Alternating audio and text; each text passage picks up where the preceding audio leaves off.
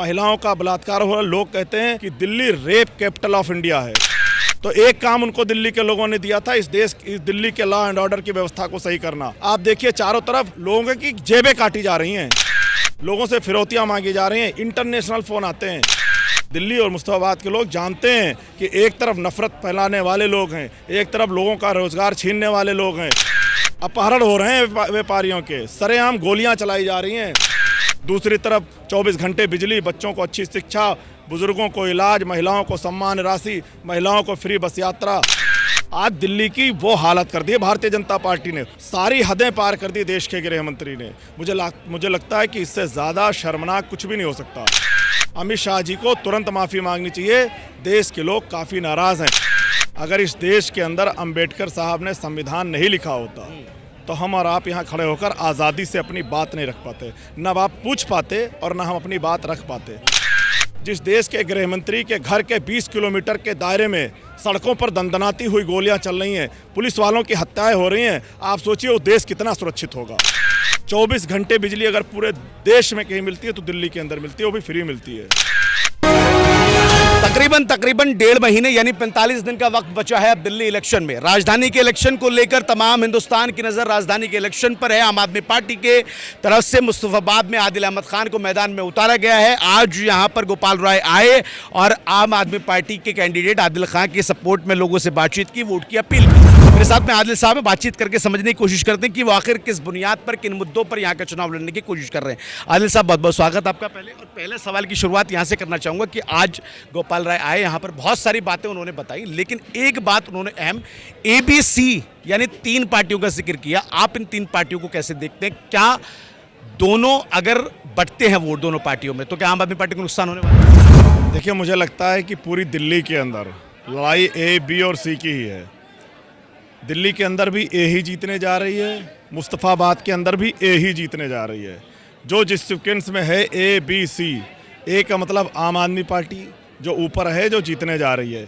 B का मतलब Bharatiya Janata party है जो सेकंड नंबर पर है, जिससे आम आदमी पार्टी की लड़ाई है। और C का मतलब आप समझते हैं जिसका दिल्ली के अंदर कोई वजूद नहीं है। तो दिल्ली के अंदर भी और मुस्तफाबाद के अंदर भी आम आदमी पार्टी प्रचंड बहुमत से जीतने जा रही है।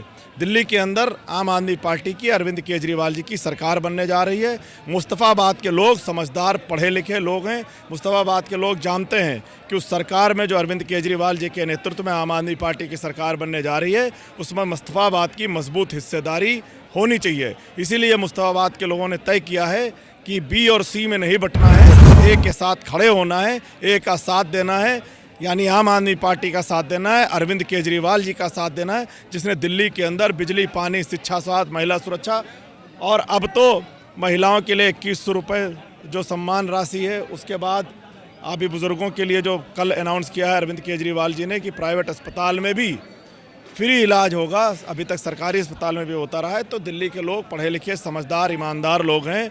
वो जानते हैं कि उनके लिए काम करने वाला कौन है, काम को रोकने वाला कौन है, वोट किसको दिया जाए, वोट डालेंगे किसको, किसको फ़ायदा होगा, कहाँ वोट डाल के बटेगा। बड़े समझदार लोग हैं मुस्तफाबाद के। वो जानते हैं कि इस मुस्तफाबाद के बच्चों के मुस्तकबिल के साथ खेला जा रहा है। आज मुस्तफाबाद के अंदर लोगों को समझाया जा रहा है कि वोट बढ़ जाएंगे, वोट बढ़ जाएंगे, बीजेपी जीत जाएगी। मेरा मानना है कि आज गोपाल राय जी ने यहाँ से एक साफ संदेश दिया है कि एकजुट होकर के वोट को बटने नहीं देना है और भारतीय जनता पार्टी यानी B को हराना है। अच्छा आदिल साहब, एक मुद्दा और विधानसभा पे आपके चल रहा है। ताहिर हुसैन जो कि पहले आपके पार्षद थे, दिल्ली राइट्स में उनका नाम आया, जेल गए, जेल में अभी भी हैं, उनको MIM ने अपना कैंडिडेट बनाया। लोग कह रहे हैं कि 40-60 या 45-55 का जो रेशियो है वो ताहिर हुसैन की तरफ जा सकता है, क्योंकि ताहिर हुसैन के लिए लोगों में हमदर्दी है क्योंकि उनकी अहलिया चुनाव लड़ रही है। देखिए, मुझे लगता है कि मुस्तफाबाद के लोग जज्बातों के साथ नहीं जाएंगे। मुस्तफाबाद के लोग अपने बच्चों के मुस्तकबिल को बचाने के लिए खड़े होंगे।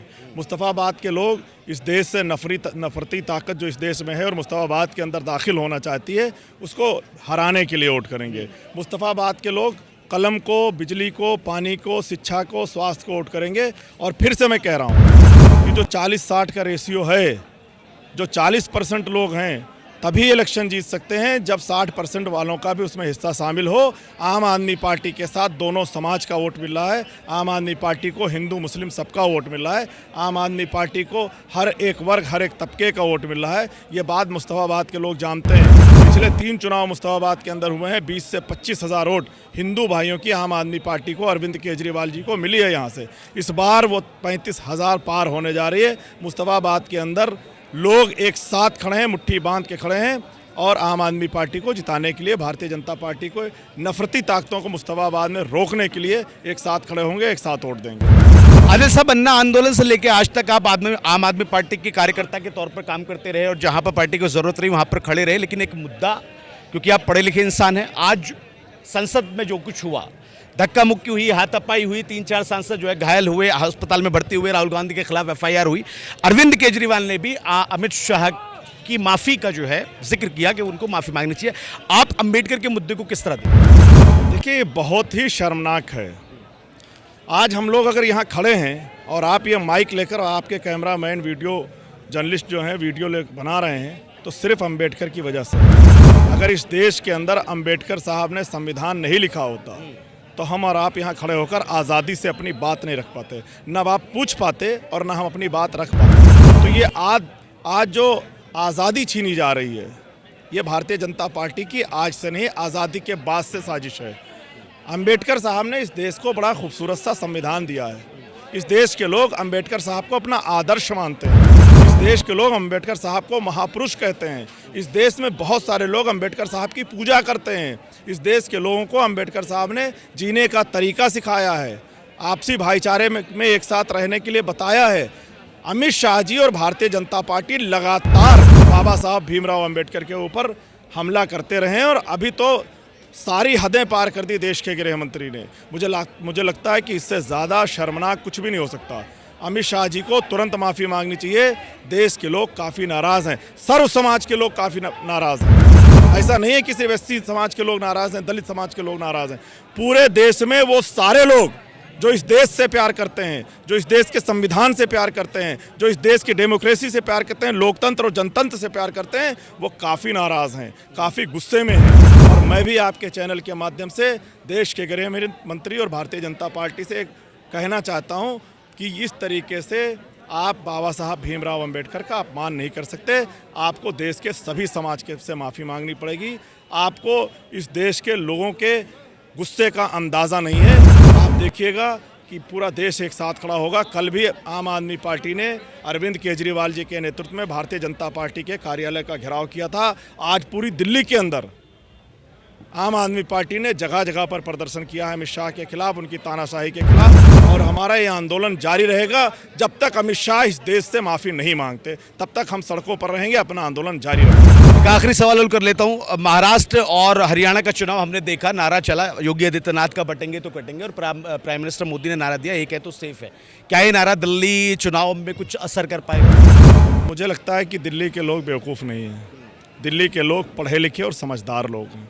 दिल्ली के लोग जानते हैं कि भारतीय जनता पार्टी इस देश की सबसे झूठी पार्टी है। भारतीय जनता पार्टी का अगर सही से नाम रखा जाए तो भारतीय झूठी पार्टी है। जितने वादे भारतीय जनता पार्टी ने इस देश से किए, इस देश के लोगों से किए, चाहे वो किसानों से वादा किया हो, नौजवानों से, छात्रों से, महिलाओं से, बेरोजगारों से, सबके साथ धोखा किया, सबके साथ धोखा किया। 2014 के अंदर दिल्ली के लोगों ने एक सरकार चुनी थी, नरेंद्र मोदी की सरकार, भारतीय जनता पार्टी की सरकार, और दूसरी सरकार चुनी थी अरविंद केजरीवाल जी की सरकार, आम आदमी पार्टी की सरकार। भारतीय जनता पार्टी के पास सिर्फ एक काम था, दिल्ली की लॉ एंड ऑर्डर को दुरुस्त करना। आज आप कैमरा लेके घूमिए दिल्ली के अंदर, चेन छीने जा रहे हैं, मोबाइल छीने जा रहे हैं, महिलाओं का बलात्कार हो रहा है। लोग कहते हैं कि Delhi rape capital of India है। अपहरण हो रहे हैं व्यापारियों के, सरेआम गोलियां चलाई जा रही हैं, लोगों से फिरौतियां मांगी जा रही हैं, इंटरनेशनल फ़ोन आते हैं। आपको याद होगा 90s का दौर मुंबई का, उसके ऊपर बहुत सारी फिल्में बनी हैं। आज दिल्ली की वो हालत कर दी है भारतीय जनता पार्टी ने। उसका जिम्मेदार कौन है? उसके जिम्मेदार अमित शाह जी हैं। उनके घर के 20 किलोमीटर के दायरे में गोलियां चलती हैं, लोगों का अपहरण होता है, हत्याएं होती हैं, रेप होता है, सब कुछ सारी चीज़ें हो रही हैं, और अमित शाह इन चीज़ों पर कंट्रोल नहीं कर पाते। जिस देश के गृह मंत्री के घर के 20 किलोमीटर के दायरे में सड़कों पर दंदनाती हुई गोलियां चल रही हैं, पुलिस वालों की हत्याएं हो रही हैं। आप सोचिए वो देश कितना सुरक्षित होगा। तो एक काम उनको दिल्ली के लोगों ने दिया था, इस दिल्ली के लॉ एंड ऑर्डर की व्यवस्था को सही करना। आज आप देखिए चारों तरफ लोगों की जेबें काटी जा रही हैं। दूसरी तरफ अरविंद केजरीवाल और आम आदमी पार्टी की सरकार बनाई थी। आज 24 घंटे बिजली अगर पूरे देश में कहीं मिलती है तो दिल्ली के अंदर मिलती है, वो भी फ्री मिलती है। महिलाओं के लिए मुझे लगता है सीसीटीवी कैमरा इस पूरी दुनिया में पहला शहर है जहां सबसे ज़्यादा कैमरे लगाए गए हैं सीसीटीवी। महिलाओं को फ्री में बस यात्रा, बुजुर्गों को तीर्थ यात्रा, बुजुर्गों को सम्मान, इस देश के नाम पर शहीद होने वाले हर एक फौजी के, सिपाही के घर को 1 करोड़ रुपए के सम्मान राशि और बहुत सारी बच्चों को अच्छी शिक्षा, ये सारी चीज़ें अरविंद केजरीवाल जी दे रहे हैं। तो दिल्ली के लोग और मुस्तफ़ाबाद के लोग इन दोनों चीज़ों में अंतर देख रहे हैं। दिल्ली और मुस्तफ़ाबाद के लोग जानते हैं कि एक तरफ नफरत फैलाने वाले लोग हैं, एक तरफ लोगों का रोज़गार छीनने वाले लोग हैं, एक तरफ सड़कों पर गोलियां चल रही हैं उसको ना रोक पाने वाले लोग हैं, दूसरी तरफ 24 घंटे बिजली, बच्चों को अच्छी शिक्षा, बुज़ुर्गों को इलाज, महिलाओं को सम्मान राशि, महिलाओं को फ्री बस यात्रा, बुजुर्गों को तीर्थ यात्रा, ये देने वाले लोग हैं। लोग पढ़े लिखे लोग हैं। भारतीय जनता पार्टी लोगों को बेवकूफ़ बनाने की कोशिश लगातार करती रही है। दिल्ली के अंदर पिछले 3 बार से उनके अपने षड्यंत्रों में फेल हुई है। इस बार भी आम आदमी पार्टी की प्रचंड बहुमत से अरविंद केजरीवाल जी के नेतृत्व में सरकार बनने जा रही है और मुस्तफ़ाबाद की मजबूत हिस्सेदारी उस सरकार में होगी। चलिए, बहुत बहुत शुक्रिया। आदिल अहमद खान थे हमारे साथ में, मुस्तफ़ाबाद से आम आदमी पार्टी के कैंडिडेट।